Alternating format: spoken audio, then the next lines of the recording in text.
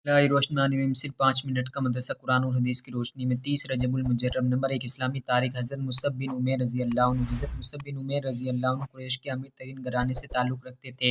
इस्लाम से कब्ल बड़े नाज़ और नियामत में पले थे। हुज़ूर सल्लल्लाहु अलैहि वसल्लम के पास दारे अरकम में आकर मिले और इस्लाम कबूल किया, लेकिन बहुत दिनों तक अपने इस्लाम को छुपाए रखा। एक दिन एक शख्स ने उन्हें नमाज़ पढ़ते देख लिया।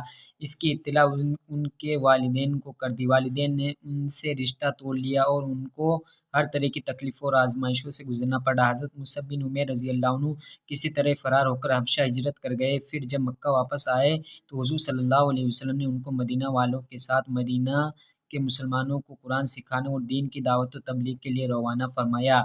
चुनांचे यहाँ वे मुकरी पढ़ाने वाले के लक़ब से मशहूर हुए।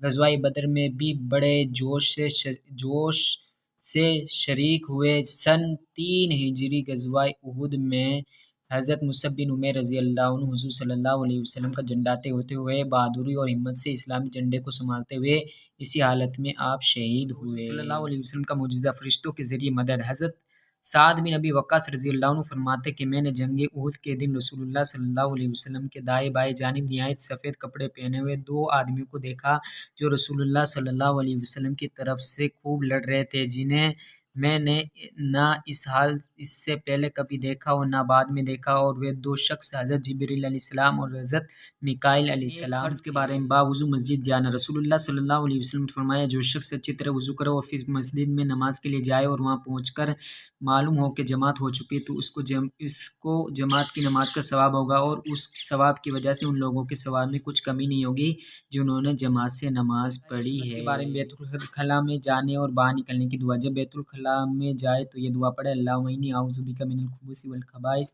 तर्जुमा, ए अल्लाह मैं पनाह जिनों से तेरी पनाह चाहता हूँ, मर्द हो या औरत। और बैतुल खला से बाहर निकले तो ये दुआ पढ़े, गुफ़रानक अल्हम्दुलिल्लाहिल्लज़ी अज़ाबा अन्निल अज़ा व आफ़ानी।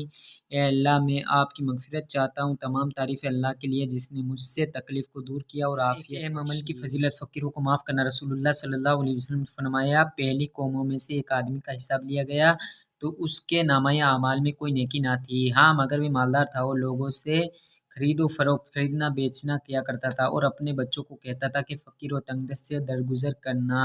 अल्लाह ताला ने फरमाया, मैं उस आदमी से ज़्यादा हक़दार हूँ कि उससे दरगुज़र करूँ। फिर फ़रिश्तों से फरमाया कि इसे माफ़ करना। के बारे में रसूल के हुक्म को ना मानना। कुरान में अल्लाह ताला फरमाता है, जो लोग रसूलुल्लाह सल्लल्लाहु अलैहि वसल्लम के हुक्म की खिलाफ़ वर्जी करते हैं उनको इससे डरना चाहिए कि कोई आफ़त उन पर आ पड़े या कोई दर्दनाक अज़ाब आ जाए। के बारे में रिज़्क़ के हिकमत खुदाबंदी से मिलता है। कुरान में अल्लाह ताला फरमाता है, अगर अल्लाह ताला अपने सब बंदों के लिए रिज़्क़ में ज़्यादती कर देता तो ज़रूर ज़मीन में फ़साद करने लगते, लेकिन वे जिस कदर चाहता है अंदाज़े के मुताबिक रोज़ी उतारता है और वे अपने बंदों से बाखबर है और उनको देखने के बारे में। कब्र आखिरत की पहली मंजिल है। हज़रत उस्मान रज़ी अल्लाह अन्हु जब किसी कब्र के पास खड़े होते तो बहुत रोते, यहाँ तक कि आंसू से दाढ़ी तर हो जाती। उनसे पूछा गया, क्या बात है, आप तो जन्नत और दोज़ख को याद करते हैं तो इतना नहीं रोते जितना कब्र की वजह से रोते हैं। आप रज़ी अल्लाह अन्हु ने जवाब दिया, रसूलुल्लाह सल्लल्लाहु अलैहि वसल्लम फरमाते थे कि कब्र आखिरत की मंजिलों में से पहली मंजिल है, बस अगर